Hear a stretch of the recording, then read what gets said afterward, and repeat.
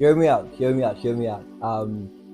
This was kind of part of my 2024 checklist, and I'm gonna need us to say it all together now. Okay, hear me out. Let's just say it all together, and we're gonna grow together, and we're gonna love this journey together. We need to say it together, okay? Because it's the first episode. Let's go. One, two, three. What's up, everyone? Welcome to my YouTube channel. What's up, everyone? For those who do not know me, my name is VUYI.X, and I go by the name of VUYI.X on almost all my social media platforms. And welcome to my channel, bro. What's good? What's up? You're welcome, right? So I look forward to creating a safe space, a safe digital space from me to the comfort of your phone. And I'm just so ecstatic, man. I really am ecstatic, very much excited, and very much relaxed, and just patient, and just looking forward to the growth that this channel can bring, right? So as the title of the video suggests, dating tips, not just dating tips, bro, queer dating tips from your big brother VUYI. So if who's single, the irony, just throwing it out there. I ain't no dating coach, I ain't no psychologist, but I read a lot. and yeah, that's what I have, man. So queer dating tips from your big brother VUYI. And if you're interested in just talking and having a conversation about, how to go about it, man, because I feel like that's something we don't really speak about, So if you want to learn, and if you are interested in hearing about how queer dating goes, or what are the cues you could follow to make the experience a lot better, stick around and watch the video. Let's go.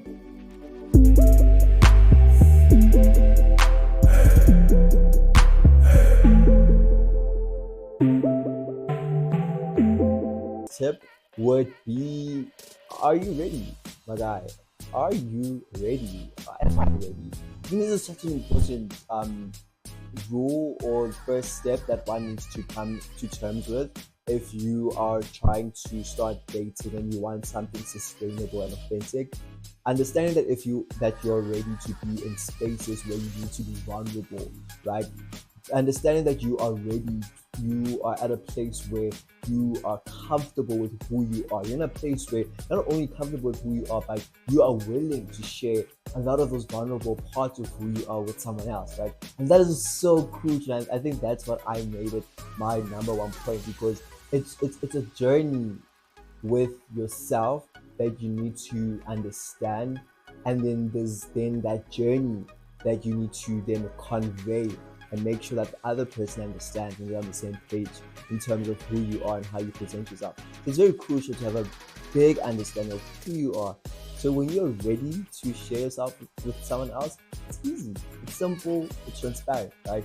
And this is not something that I was able to do in the first round of things. I think I've made my fair share of mistakes where I have, tried to establish connections, but I had no idea. I wasn't prepared to be authentically myself, and then also communicate all those versions of who I am to another person.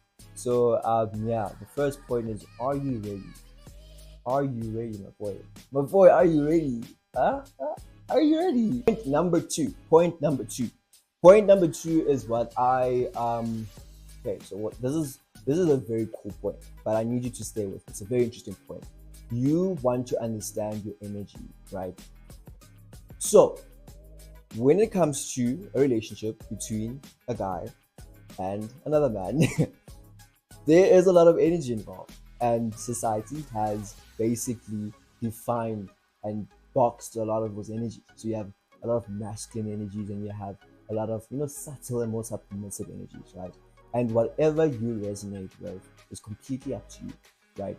But whenever you want to date someone, whenever you want to establish this connection with somebody that you're genuinely interested in, you want to establish a relationship or a connection on an equal plane. What does that mean? You don't want to go into a relationship and you are now saying, no, I expect you to do all the work and I'm going to sit back and chillax. And you also want to come off as a person who wants to take control all the time and wants to take, authority all the time. No, this is a relationship of equals, right? We'll have what we do, we'll have our priorities, and we'll communicate what we genuinely enjoy. That's okay.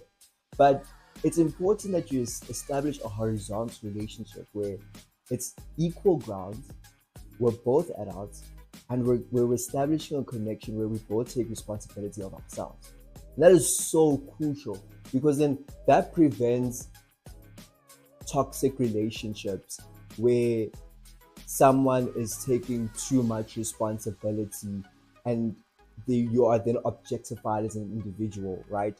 And not only are you objectified, but then there's that possessiveness that leads into that as that relationship progresses. And I need you to understand that there's a difference between what dating is and what a relationship is. But it always, because your dating is more of like your first space, and then you have your relationship, which is more of your second phase. But I think it's so crucial that when you meet someone and you really want to have something serious, you need to establish a relationship of equals, right? Where we're both adults and we're both sitting down and we're both responsible for ourselves, and we're just trying to understand how do we expand and do what we both enjoy together. That's very cool. Like energy, man. I can take care of myself. I'm looking for someone that's gonna, add on to that. It's so important, eh? It really is important. So that is my second queer dating tip. Establishing a relationship of equals. All that energy involved in that, man, should be a relationship of equals. So yeah, that's rule number two. I'm gonna put it up here. Rule number two. Rule number three, and I need you guys to understand that these are things that I am working on myself, and I feel and that is why I'm just so passionate about sharing them, because it's things that we need to know, it's things that we need to understand already. And I think the third rule for me when it comes to dating has to be respect. What do I mean by respect?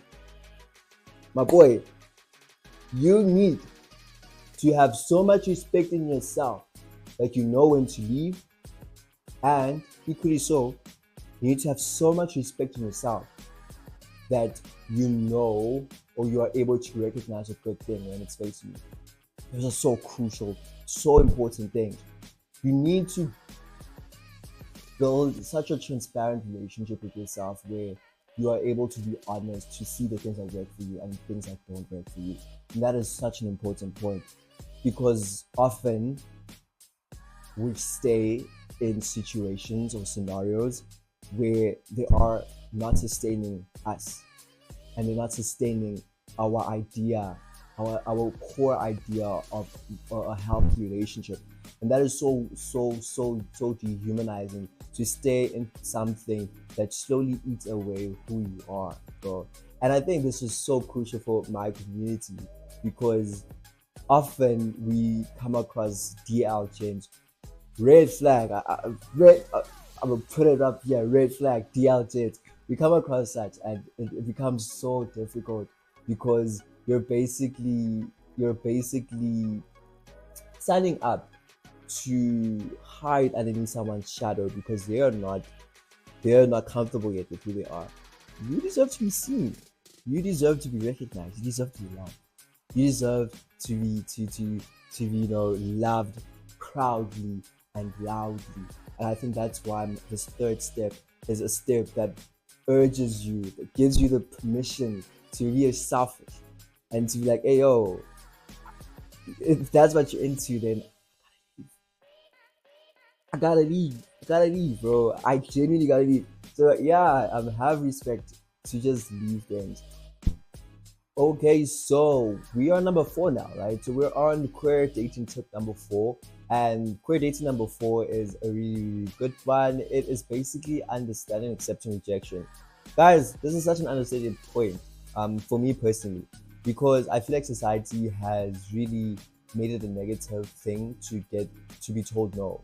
And I feel like being told no is such a lifesaver in terms of how much time and pain that saves you from, rather be told no than to be pursued by someone that basically manipulates you and makes you feel wanted and loved, but at the same time, they are not in it for the long run. You know what I mean? Rather be told no and you accepting that, hey yo, you're not my person and that's okay. I think that's such an important point when it comes to dating, and when you want to build on something that's way more serious and sustainable, you want to root out all the people that are not for you and make space for the more people that are like for you and fit in into your idea of what love is, right? And you can only do that when you are at a place where you are okay with being rejected, bro. It's okay. It is genuinely okay. And rejection is so diverse. It comes through actions as well. You know, rejection isn't just a no. Rejection can be straight up actions that are borderline simple and clear, yet the intentions and the words are telling you something else, but the actions are enough to tell you that this is not healthy for you. You need to leave, my brother. You need to leave. So I think rejection is something that is really, really beautiful. It is very hard, yes, but it's something that you need to learn to accept as a person, because it has nothing to do with you, but completely everything to do with the next person. Um, yeah, rather that than be in a situation that will harm you. Do you know what I mean? So yeah, that's queer dating tip number 4, and we're out.